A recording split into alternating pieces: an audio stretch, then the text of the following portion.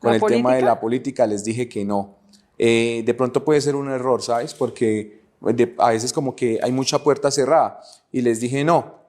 Y estaba en la ventana de mi habitación, ya había sido elegido senador, por eso me buscaron para el libro. Y estaba en la ventana de mi habitación y me quedé pensando, pero ¿cómo así? Todo esto que Dios ha hecho conmigo y yo no lo voy a utilizar para darle esperanza a muchos jóvenes que están frustrados como en algún momento yo me sentí. Yo era feliz que me compraran una bandejita de deditos llenos de arequipe en las tiendas, porque cada bandeja me dejaba una ganancia de 300 pesos. En un país acostumbrado a que el poder se disfrace de virtud, un testimonio como este irrumpe como un golpe seco en la mesa. No es una anécdota ligera ni una conversación amable, es una radiografía cruda de cómo se mueve la política colombiana detrás de los discursos oficiales. Desde los rincones más olvidados del país hasta los pasillos más blindados del Congreso, la historia que aquí se destapa revela un contraste que incomoda, provoca y obliga a mirar de frente lo que muchos prefieren silenciar. Porque cuando alguien se atreve a exponer lo que ha visto, desde el hambre y la calle hasta el corazón mismo del poder, la pregunta ya no es quién habla, sino que está revelando el país que habitamos. Hice una intervención respecto al presupuesto general de la Nación que lo estamos votando en estos momentos. Y cuando terminé mi intervención, rechazando completamente que le recortaran presupuesto al sector vivienda, afectando el alcantarillado, acueductos, vivienda de interés social, que recortaran presupuesto al sector agrícola, al sector defensa, al sector deporte. Y cuando terminó la intervención, una senadora del Pacto Histórico me dice, usted siempre con su mismo mensaje. Y me le acerqué y le dije, senadora, me honra mucho lo que usted me está diciendo, porque prácticamente usted está queriendo decir que yo soy coherente y me he mantenido siempre en la misma posición. Y es lo que estamos haciendo. Y es lo que estás haciendo. Bueno, pero nos vamos a pinchar un poquito. Y es, yo quiero saber dónde naciste, cómo fue tu infancia, tu familia, qué te hace llegar a un mundo como estos, porque todos tenemos una plataforma, una historia. Cuéntame sobre eso. Yo nací en la ciudad de Bucaramanga. Bucaramanga, en su parte norte, es la parte más humilde de la ciudad. La parte sur es la parte de mejor ubicación. Nací en el último barrio de esa parte norte. El último. Allá un cerrito donde hace muchos años, por allá en los 90, 89, mis padres deciden adquirir un lote que hacía parte de una invasión. Allí construyen un ranchito de madera, teja de zinc y plástico. Y ahí se conforma nuestra familia. Mi papá, mi mamá, mi hermana mayor, mi hermana menor y mi persona. Empezamos a crecer allí hasta que un día ocurre algo realmente muy triste, y es que ese ranchito se nos enciende en llamas.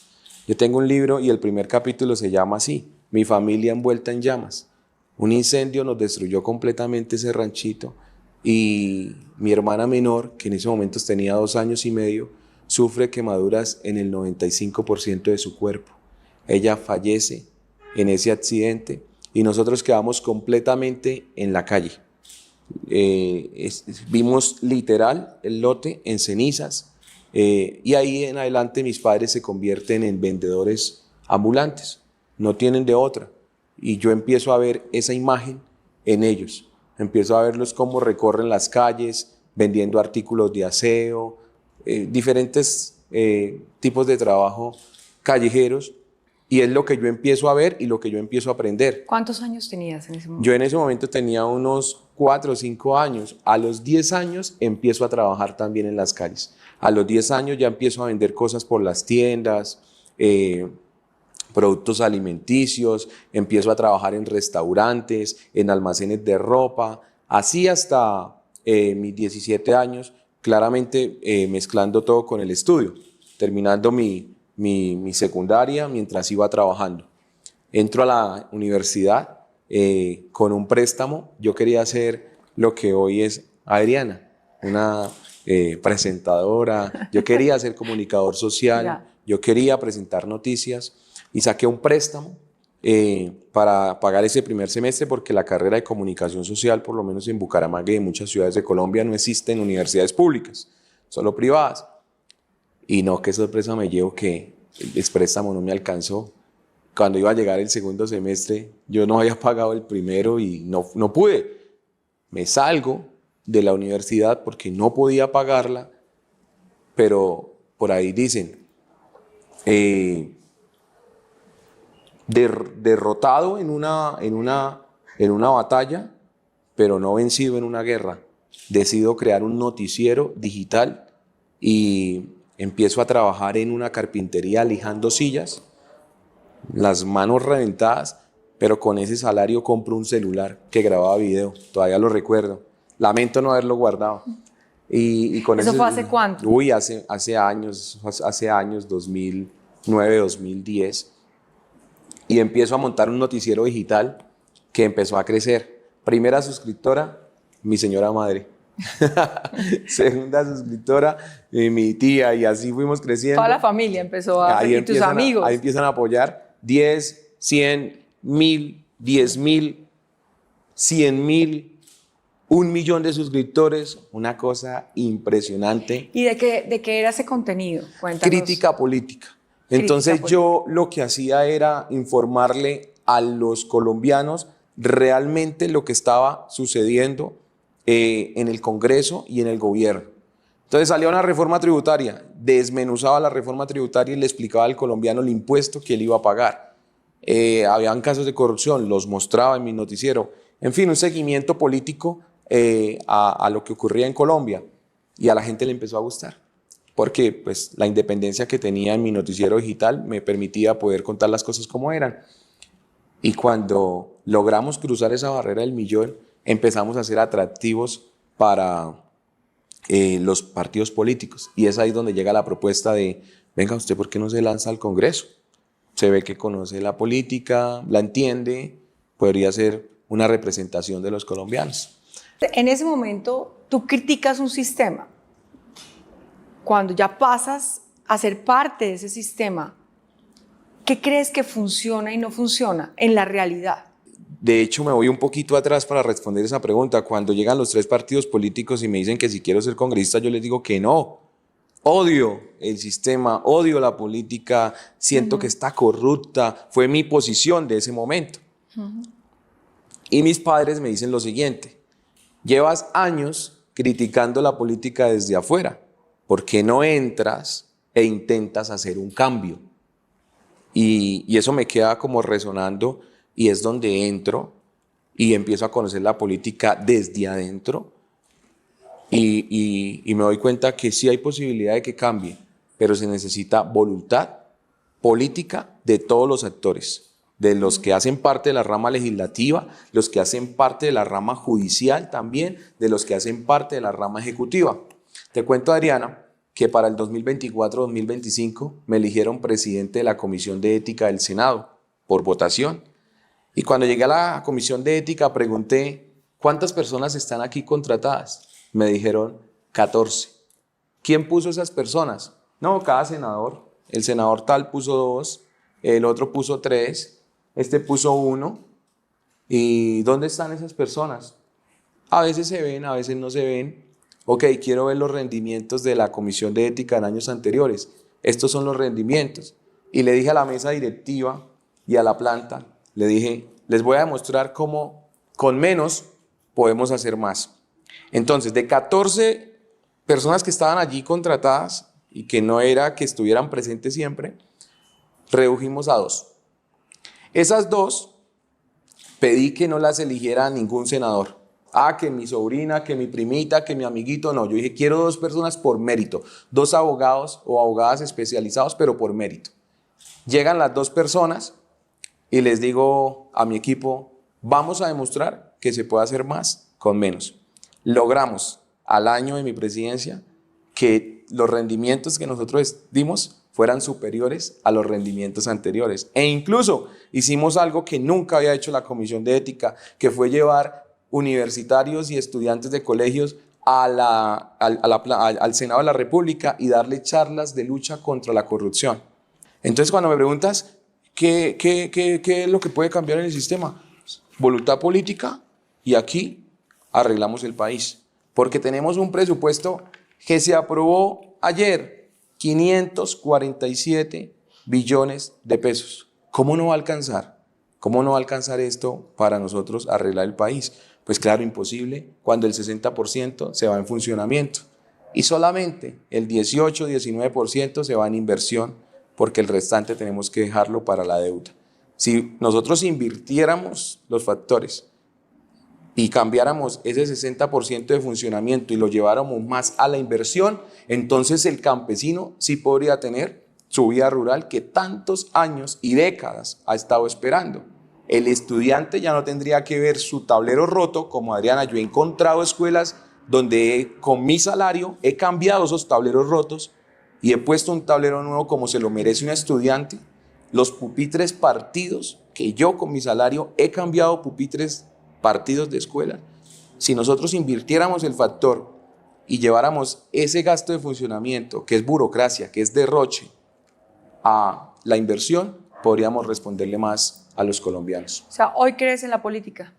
Hoy ya creo que a través de la política, y es que la naturalidad y la esencia de la política no era lo que es hoy, un escenario de corrupción para que unos cuantos se llenen sus bolsillos mientras la gente se queda esperando las respuestas de sus soluciones. No, la política naturalmente y su esencia es servir y es darle respuestas y soluciones a todo un pueblo. Pero qué triste, Adriana, que aprueban el presupuesto, le quitan plata a los sectores que benefician y son dependientes de esas personas necesitadas, pero le suman al DAPRE, Departamento Administrativo de la Presidencia. Sí. Esto no lo entienden muchos colombianos, pero yo se los explico.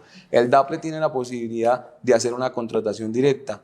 ¿Sabes cuánto les aumentaron? 300.000 millones. ¿Y sabes en qué se van a gastar esa plata? En lo que se la han venido gastando años atrás.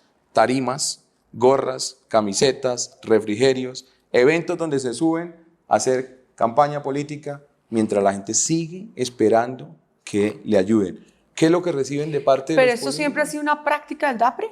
¿O es reciente? ¿O es de todos los gobiernos? No, hay que reconocerlo que todos los gobiernos se han venido equivocando. Han tenido aciertos. No estamos aquí para decir que todo es malo. Todos los gobiernos han tenido aciertos, pero lastimosamente, vuelvo y repito, el colombiano y la colombiana del común que se levanta todos los días a trabajar para que la mitad de sus salarios se le vayan impuestos, sigue esperando respuestas y soluciones. ¿Qué les damos a cambio? Pues ahí está, se aprobó el presupuesto y en 1 o 2 meses viene la erradicación o la discusión de una nueva reforma tributaria. Ya no basta con que la gasolina esté al doble del precio, superior al precio internacional, sino que ahora nos la quieren duplicar más con el IVA, que nunca ha tenido la gasolina y el SPM, y se lo van a meter en esta reforma tributaria. Qué injusto, Adriana, que una persona que reciba una herencia le quiten hoy el 15%, y este gobierno está diciendo no, el 15% no, que nos den el 30%. Ahora esa persona que hereda una casa, el 30% de esa casa tendrá que dársela al gobierno. O si tú vendes tu propiedad, que la trabajaste, que todos los días te levantaste para poder pagar las cuotas de esa casa, si vendes la propiedad, la ganancia, el 30% va a ser para el gobierno. ¿Es o no es injusto? Esas no son las soluciones que está esperando el país. ¿Tú crees que le han incumplido al país? Sí, sí le han incumplido, y no solamente este gobierno, los anteriores también. Yo recuerdo que el eslogan del gobierno anterior era el siguiente: más salario, menos impuestos. A mí no se me olvida. Y nunca ocurrió eso, porque saliendo de una pandemia, radicaron una reforma tributaria donde le colocaban impuesto hasta las salas de velación. O sea, si una persona se iba a morir, tenía que primero dejarlo del impuesto para su funeral. Saliendo de una pandemia donde yo vi ventanas con trapos rojos de gente que no tenía para comer y el trapito rojo identificaba, ayúdenme. Gente cerrando sus negocios, empresas quebradas, sí han incumplido. No solo claro, este gobierno, lo dicen ellos mismos, mucha gente de izquierda dice, nos incumplieron, no hubo cambio. La misma vicepresidenta de la República le dice al presidente, yo estaba mejor en el gobierno anterior. Sí han incumplido, pero ningún gobierno ha sido perfecto, y claro que desde hace mucho hay una deuda con los colombianos, responderle. Y se necesita, Adriana, así no sea J.P. Hernández, se necesita una persona con voluntad política que de verdad maneje esta nación con transparencia. Cuando llegue alguien que no esté buscando sus intereses personales, sino que de verdad esté buscando darle soluciones al país, estas cosas cambian. ¿Por qué, ya que tú estuviste, digamos, de este lado, ahora estás de ese lado, por qué crees que el incumplimiento se da o por qué ponen por encima de sus intereses, digamos, los intereses de la gente, ponen por encima sus intereses personales? ¿Qué crees que hoy que estás en esto y sabes que se hablan acuerdos por debajo, por encima, pues has conocido cómo es el sistema y no es solamente en Colombia, sino es un sistema general? ¿Qué crees que ha pasado? ¿Por qué Colombia no ha podido salir de este loop? Hay una frase que dice, dale poder a una persona y conocerás realmente quién es. Los colombianos hemos optado por votar siempre por el que tiene más títulos y por supuesto que la preparación es necesaria, muy necesaria, pero se nos ha olvidado también votar por principios, que la persona que estemos eligiendo sea una persona que tenga sus principios muy arraigados, para que cuando el poder pretenda deslumbrar su mente y su mirada y sus ojos y su corazón, no lo logre. Adriana, un niño del barrio que llegó al Congreso, que tuvo que acostarse muchas noches con hambre, que fue vendedor ambulante, que perdió a su hermana en la pobreza. Ese niño, ¿cómo logra no deslumbrarse cuando se le acercan personas a ofrecerle miles de millones de pesos que no son legales? Porque tenía muy arraigado sus principios, porque aun cuando no tenía para comer, decidió actuar correctamente, pudo salir a robar. Hoy hay muchas excusas, ¿no? Este gobierno justifica al bandido y dice, pero es que no tuvo oportunidades, pero es que le toca para poder subsistir, porque el mismo Estado lo lleva a eso. No. Nosotros sufrimos como familia y nunca optamos por delinquir. Entonces, ¿qué fue lo que llevó a JP y me ha llevado y me llevará a mantenerme firme en que sí podemos hacer políticas sin corrupción y con transparencia? Los principios arraigados. Necesitamos que los colombianos, cuando elijan a un político, le revisen su hoja de vida. Pero aquí se está volviendo típica la frase, roban pero hacen. Y mientras el cáncer de la corrupción no sea sanado en nuestro país, difícilmente vamos a cambiar las cosas. Te cuento que estuve en la posesión presidencial de Nayib Bukele y yo quise ir porque admiro mucho la política de seguridad del presidente de El Salvador. He visto tus comentarios. Sí. El tema de seguridad. Y el tema de las cárceles, que te gustaría hacer unas cárceles como las de Bukele. Sí, pero mira, cuando llego a El Salvador y escucho el discurso del presidente, él dice, ya curamos al enfermo. Se refería a la inseguridad, que era lo que atacaba a El Salvador en su momento. Dijo, ahora necesitamos revitalizarlo y vamos por la economía. Vamos a restablecer la economía, que sí vi que El Salvador tiene un gran problema y un atraso impresionante económicamente hablando. ¿Cuál es el cáncer de Colombia? La corrupción.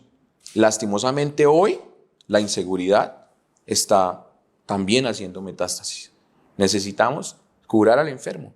Necesitamos curar a este país, pero no vamos a poder curarlo mientras quienes lo están enfermando son los que están gobernando.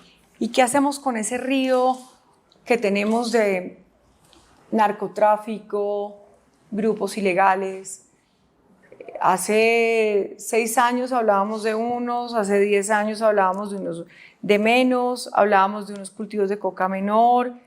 Hay una cultura de la plata fácil. Tú lo has dicho, los jóvenes, ¿cuál es tu propuesta frente a eso?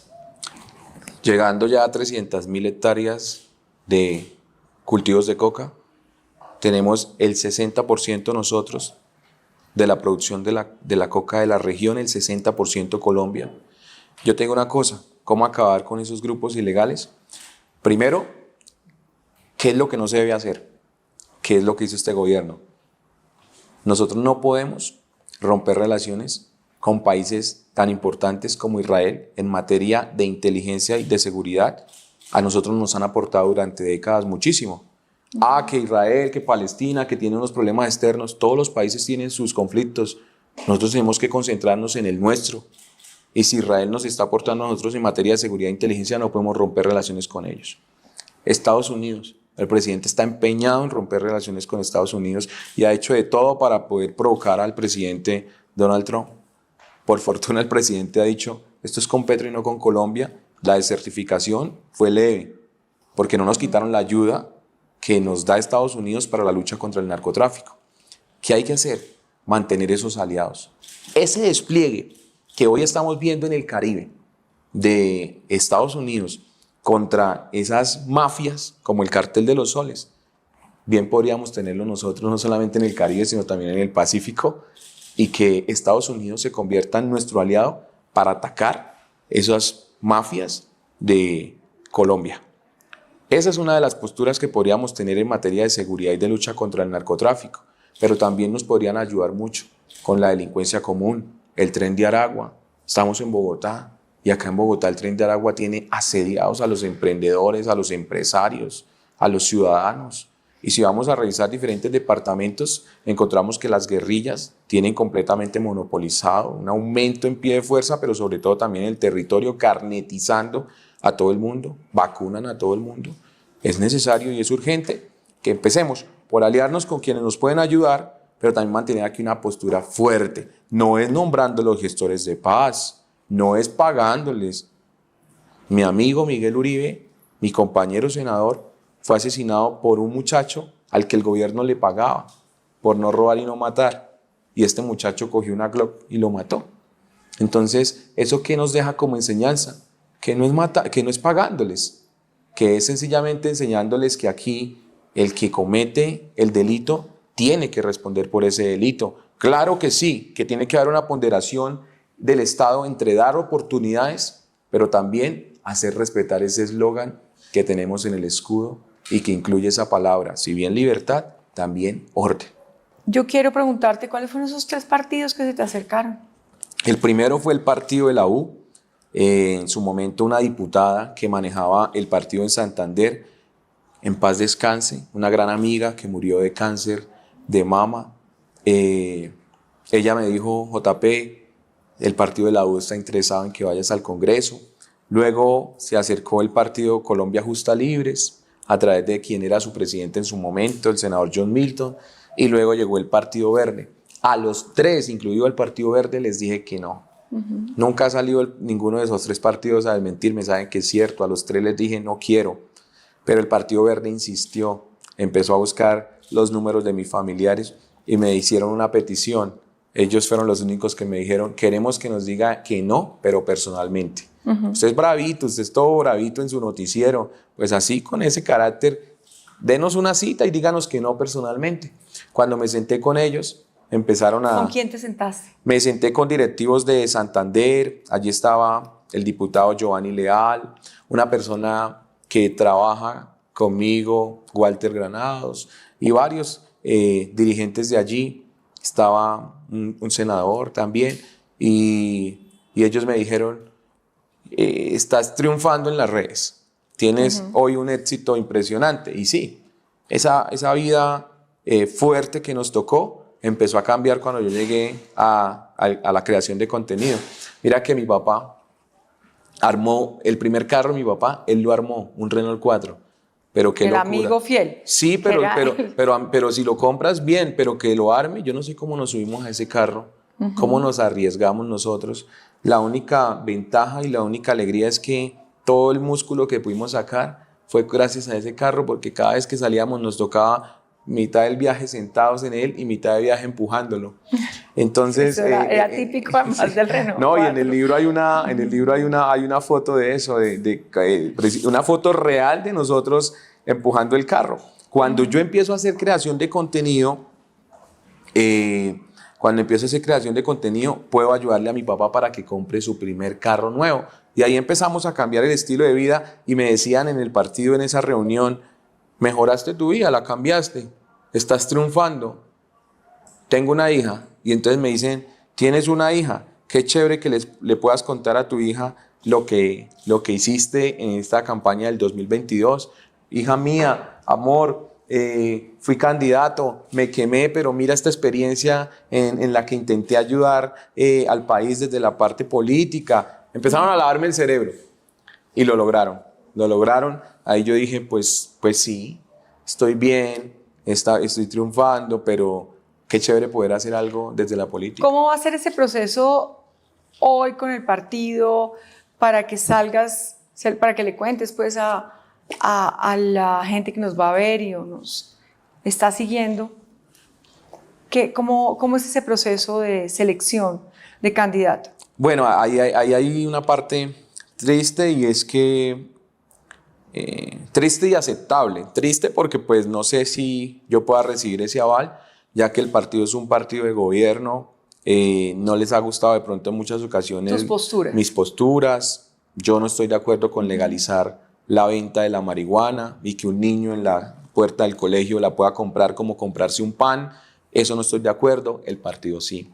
No estoy de acuerdo con que al bandido se le pague por no robar y no matar y se le nombre gestor de paz. El partido hace parte de un gobierno al que sí le parece bien. No estoy de acuerdo con muchas cosas que al partido sí le parecen bien. Entonces va a ser muy difícil por ese lado. Aceptable porque yo respeto la democracia. Yo respeto la votación que se pueda dar, por ejemplo, en el partido, la dirección nacional, que es todo el país votando. Y si ellos dicen JP no debe ser el candidato del Partido Verde, pues yo tengo que respetarlo. Puse mi nombre a consideración, me queda una alegría. Y es que, por ejemplo, la última encuesta, aparecemos nosotros en los primeros lugares. Y eso a mí me deja un mensaje bastante emotivo. Y es que a los colombianos les está gustando lo que estamos haciendo. ¿Y entonces qué vas a hacer? Y si no se da ese aval presidencial, entonces volveré a ser candidato al Senado de la República, que por derecho político sí me tienen que dar ese aval. Entonces volveré a ser senador y esperemos que en este resto de Senado, en este nuevo periodo, podamos seguir dándole soluciones a los colombianos. Déjame decirte que radiqué 12 proyectos de ley y varios ya se están convirtiendo en leyes de la República. La primera ley en la historia de Colombia que tenga que ver con inteligencia artificial es de JP Hernández, mi autoría única. Cuéntamela. Esa ley es que cuando una persona pretenda coger un video tuyo personal, un video tuyo profesional y pretenda cambiarle lo que dijiste mediante la técnica del deepfake, haciendo una falsedad personal, que sale tu voz, sale tu rostro, pero cambian lo que dijiste, esa persona puede ser juzgada con el Código Penal. No existía el delito, no existía la tipicidad, pero nosotros lo metimos en el artículo 296 de falsedad personal. Eso es buenísimo, porque si te hicieron la suplantación, entonces ya un juez tiene de dónde agarrarse para poder hacer justicia. Pero también este proyecto, que las personas en condición de discapacidad hagan parte de esa ley que hoy le permite a las mujeres embarazadas, a los adultos mayores y a los niños acceder a baños públicos. Imagínate una persona en condición de discapacidad buscando un baño con una emergencia y no poder acceder a un baño, pues la ley lo va a proteger. Que las mujeres trabajadoras en casas de familia hagan parte de la ley que redujo la jornada laboral.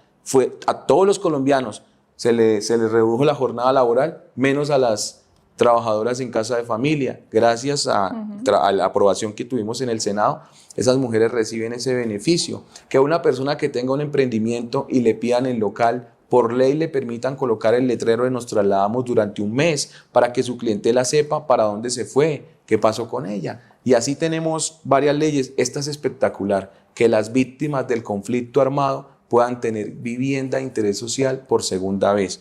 ¿Qué tal una persona que obtuvo su subsidio, su casita, pero resulta que grupos armados, guerrilleros, los sacaron de su casa y ellos quedaron desplazados y ya no pueden acceder al subsidio de vivienda de interés social porque es que ya lo tuvo y es por una única vez? Gracias a nuestra ley, estamos a un debate.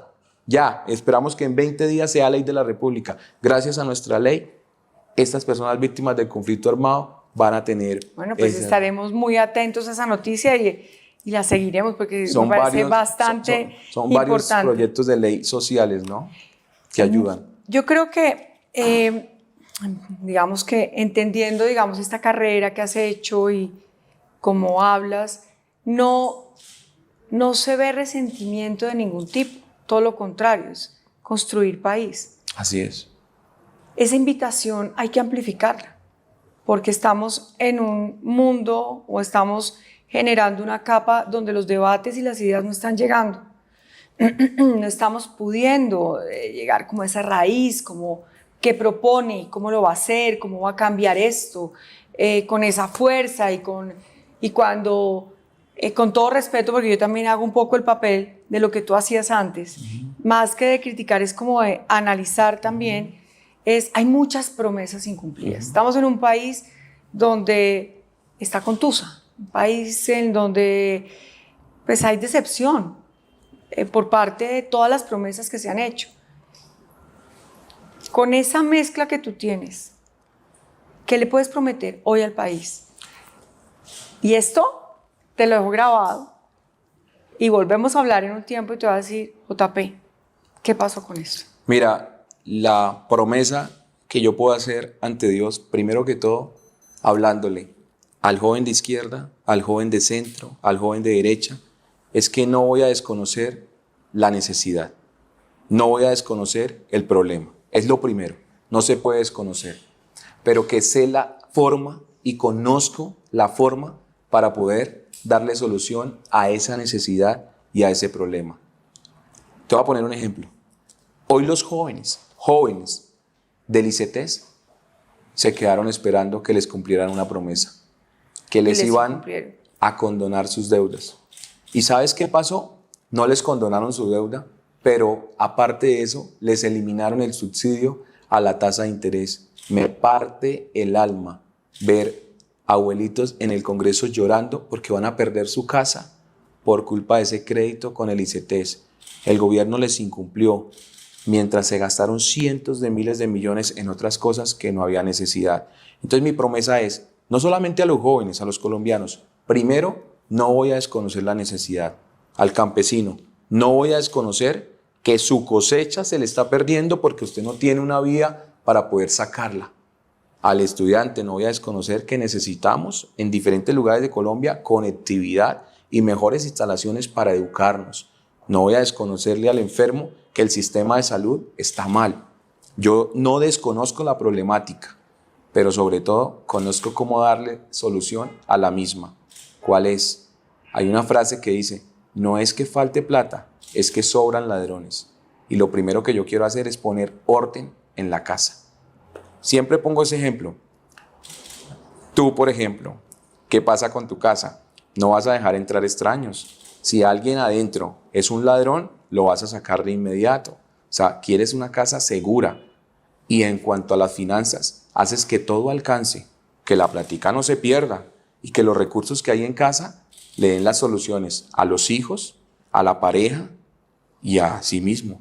Eso es lo que yo voy a hacer, que mi país esté seguro, que esté cuidado adentro y afuera, pero que las finanzas adentro las cuidemos como si fueran las de nuestra casa. Y si nosotros las cuidamos, vamos a poder entregar esas soluciones. 546 billones es muchísimo.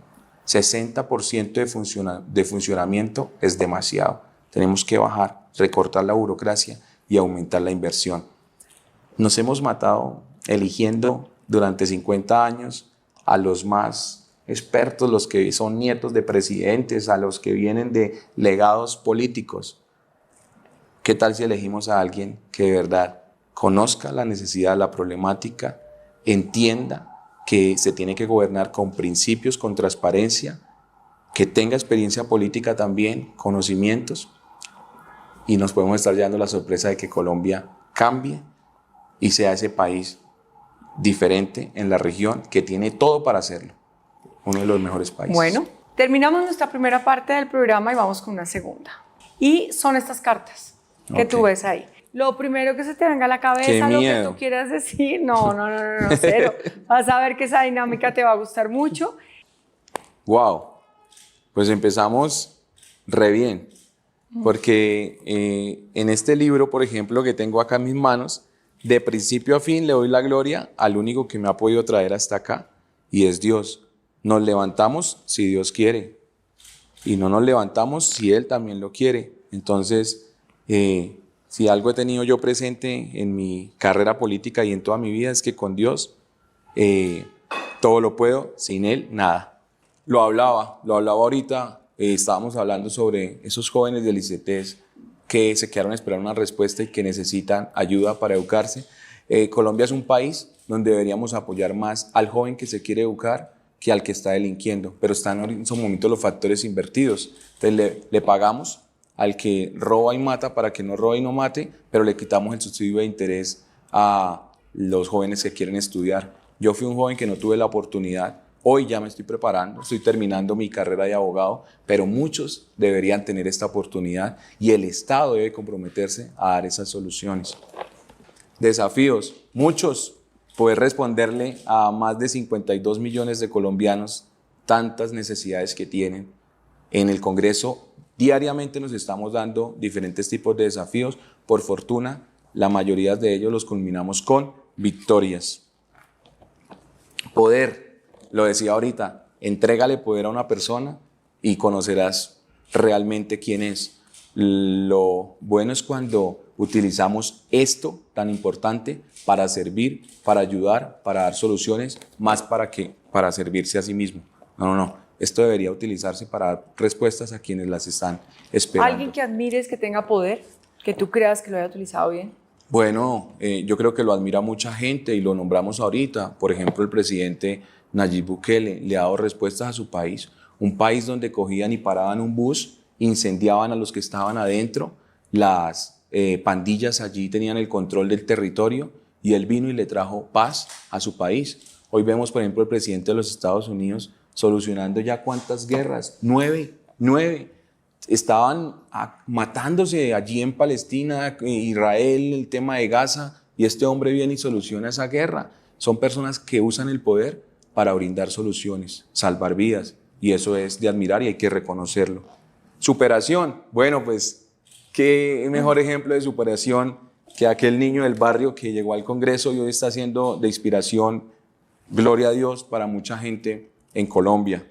Esperanza, pues nosotros también la representamos, porque ¿cómo es posible que hemos tenido la posibilidad de también llenarnos los bolsillos como lo hacen los politiqueros corruptos y no lo hemos hecho? Por el contrario, seguimos diciendo que la política transparente se puede hacer. Y ¿sabes? He tenido la fortuna de que ministros del gobierno Petro lleguen a mi curul y me digan, te has ganado nuestro respeto. Eres una persona que nunca en estos 4 años nos has pedido un solo puesto, nos has pedido ni un solo peso. Y he apoyado proyectos que son sociales. ¿Y podemos saber qué ministros? Más tarde. ¿No están en el libro? No, en el segundo tomo. Alegría. Pero ven, ya que dices no están en los libros, en mi libro, en las 2 portadas, están los senadores más importantes de cada partido. Y si tú lees lo que cada senador de estos manifiesta de J.P. Hernández, te quedas sorprendida. Acá está Humberto Lacalle, María Fernanda Cabal, David Luna, Alejandro Chacón, Germán Blanco. Ahí hasta una congresista del Pacto Histórico. Mira lo que dice. Él es un líder juvenil desligado de los clanes y de la dinámica proselitista tradicional. Y aunque entre nosotros existan diferencias por algunas de sus determinaciones y acciones propias del quehacer legislativo, no puedo negar el reconocimiento que merece su exitosa irrupción al estilo de un outsider al nuevo momento de la política colombiana, una congresista del Pacto Histórico. Entonces, eso da esperanza de que sí hay políticos que pueden hacer el trabajo diferente. Alegría la que me da Adriana de poder estar acá en esta entrevista. Colombia profunda, lo dije ahorita, no negar las necesidades ni la problemática. Qué mal están haciendo esos candidatos presidenciales que están diciendo, no, aquí hay que darle balina a todo el mundo. No, espere. Vamos a mirar quién está protestando, por qué está protestando. Por supuesto que yo no le voy a permitir que usted destruya mi nación, que usted destruya mi país, que usted destruya mi ciudad, que usted atente contra la propiedad privada. No, eso no se lo permito. Y si hay que imponer el orden, lo imponemos. Pero, ¿cuál es la necesidad por la que usted está protestando? No, mire, pues es que yo llevo décadas esperando esto y aquello. El Estado tiene la responsabilidad de brindar esa solución. ¿Te sentarías con la gente que sale encapuchada a hablar? Lo primero que yo haría es un llamado a que se respete, obviamente, el orden. por supuesto que revisaría cuál es la causa de la protesta. No les permitiría que atenten contra la propiedad privada y mucho menos contra lo público. A mi persona que me grafitee una pared, me la tiene que limpiar esa misma persona. Aquí no más que vienen y grafitean y entonces la señora que hace el aseo al otro día allá dándole y dándole y dándole, pero no desconocería la necesidad. Hay un problema que siempre han tenido los presidentes y es que se encierran en una burbuja. Afuera el país estallado y ellos adentro creyendo que todo está bien. No. Yo buscaría obviamente con un equipo especializado poder conocer la necesidad, cómo podemos brindar la solución, pero siempre manteniendo nosotros desde el Estado el orden. El Estado nunca arrodillado. Sí dando respuestas, pero nunca arrodillado ante quien pretenda destruirlo. Reconciliación. Pues todo está como conectándose una Mira cosa. que las cartas, Sí. por eso te digo, tú las puedes sacar en el orden que tú quieras, pero siempre o es casual o es diosidencias o son muchas cosas Sí. que tú vas sacando y vas diciendo, ve, esto me conecta con esto. No, me está conecta con lo conectando otro. porque precisamente me estás diciendo, o sea, te sentarías y yo digo, pucha, Colombia lleva 50 años en guerra, por supuesto que vamos a reconciliarla, hay formas. Y yo sé que esa persona que hoy detesta a JP porque parece facho de derecha, cuando se dé cuenta que JP quiere darle solución a su problemática, va a decir, oigan, vale la pena que hablemos, vale la pena que nos reconciliemos. Segundas oportunidades. Por supuesto que las tienen que haber. Y por ejemplo, esas personas que están en una cárcel pagando por un delito, yo estoy de acuerdo con que tengan una segunda oportunidad. Lo que sí no negocio es que yo soy completamente, tengo completamente la convicción de que todo aquel que cometa un delito tiene que pagar por ese delito. Y hasta que no pague por ese delito yo no lo puedo premiar. Vamos al caso de los guerrilleros de las FARC. ¿Cómo es posible que están sentados en una curul después de haber cometido 21.000 secuestros, de haber secuestrado, torturado, violado y asesinado a 18.677 niños? ¿No pagaron ni un día de cárcel y ahorita les dicen que van a tener 8 años para sembrar arbolitos? No, por Dios. Y personas que se robaron un caldo de gallina, entonces ellos sí los ponen a pagar. No, yo siento que aquí todo el mundo debe pagar por lo que cometa y por supuesto después de que pague por su delito, cumpliendo la ley y la Constitución, entonces ahí le damos una segunda oportunidad. Familia. Bueno. Me hablaste también de tus papás, de claro. tus hermanos, pero me hablaste de tu hija. Tengo mi esposa, tengo a mi hija. Cuéntame de tu esposa, háblanos de tu esposa. La conocí estudiando precisamente en el SENA, Desarrollo Gráfico y Arquitectura. Arrancamos con el hogar, llega nuestra hija Daniela, tiene 7 años y estamos saliendo adelante juntos. Tengo a mi madre, mi padre con vida, gracias a Dios, a mis abuelos que los amo, ayudándolos a ellos también. Tengo una sola hermana, la que me quedó, y ella tiene 3 hijos, entonces son 3 sobrinos. Es una familia bonita, humilde, sí, pero muy bonita, que unidos hemos tratado de salir adelante. Y deben tener muchas esperanzas en ti. Sí, aunque todos con mucha fe, que fue la primera carta, colocando siempre la confianza en Dios y sabiendo que Dios tiene un propósito. ¿Siempre les inculcaron desde chiquitos la fe? Siempre, porque mis padres son cristianos, entonces vengo de una familia cristiana y siempre nos inculcaron. Oye, no, es impresionante después de vivir ese accidente, cómo lograr entender que todo está en el propósito de Dios. Es difícil poder entenderlo, pero pues sabemos que Dios sabe cómo hace sus cosas y hasta aquí nos ha traído. Yo miro mi vida y la comparo como la vida de un José, como la vida de un David.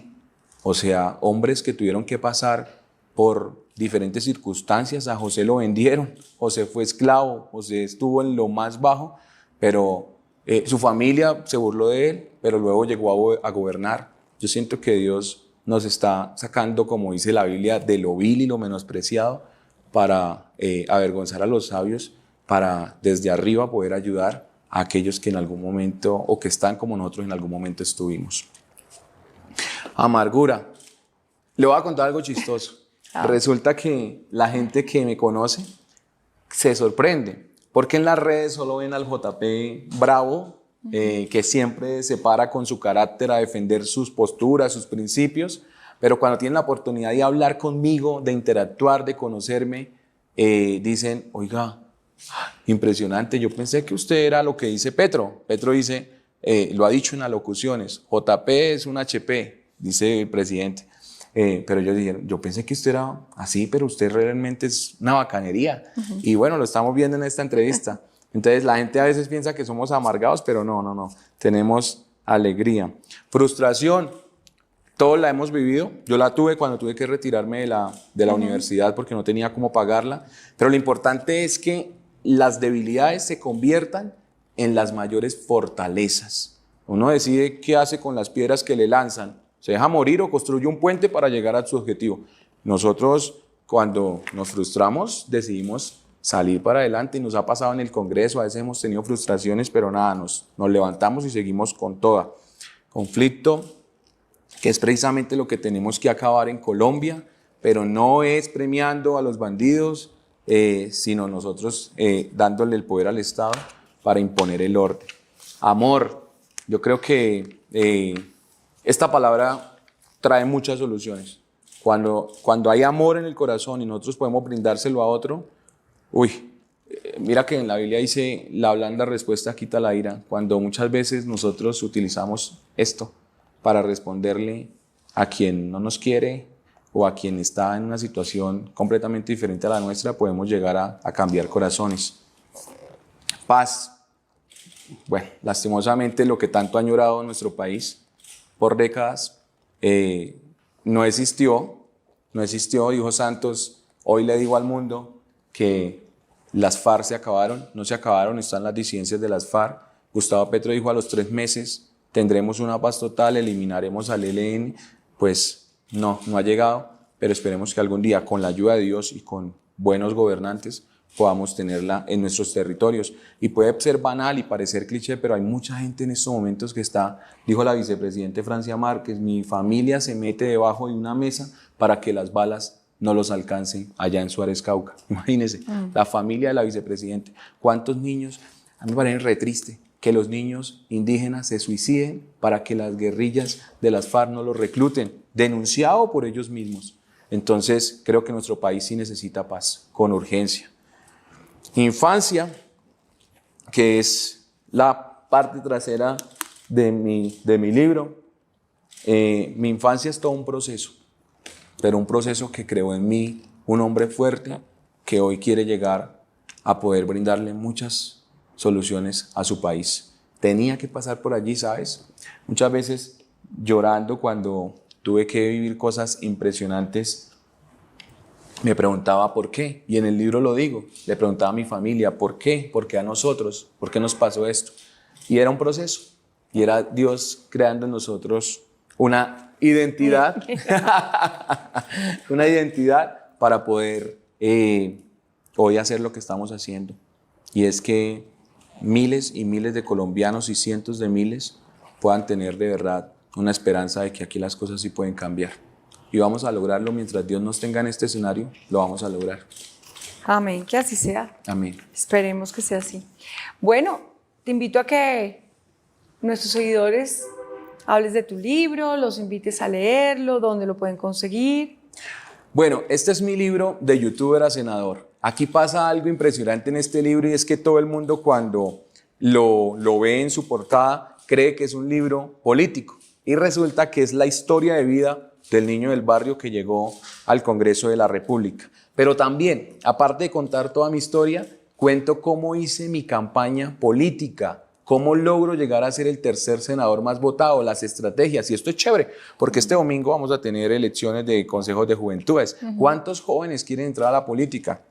Con este libro podrán aprender muchas estrategias de cómo lograr hablarle al colombiano del común y corriente sobre la política. Y te voy a contar algo chistoso. Este libro lo sacamos con la editorial Planeta, una editorial española, y muchas personas lo han leído, pero hace poco un ministro me decía, oiga, qué susto el que me pegó usted, ¿y por qué? Llegué a la casa y encontré que mi mujer estaba en el sofá llorando, y abro la puerta y la veo en lágrimas, y cuando voy y la miro, tenía su libro en las manos. Es un libro que le ha sacado lágrimas a muchas personas por la historia de vida, pero al final es un libro que da mucha esperanza, que arranca con un niño y una familia súper golpeada, pero termina con una esperanza con una persona que se convirtió en esperanza en Colombia. Entonces, interesante que puedan leerlo para que sobre todo se motiven. Cuando a mí me buscan 2 editoriales de Colombia para que escribiera mi libro, lastimosamente me pasó lo que me pasó con el tema de la política, les dije que no. De pronto puede ser un error, ¿sabes? Porque a veces como que hay mucha puerta cerrada y les dije no.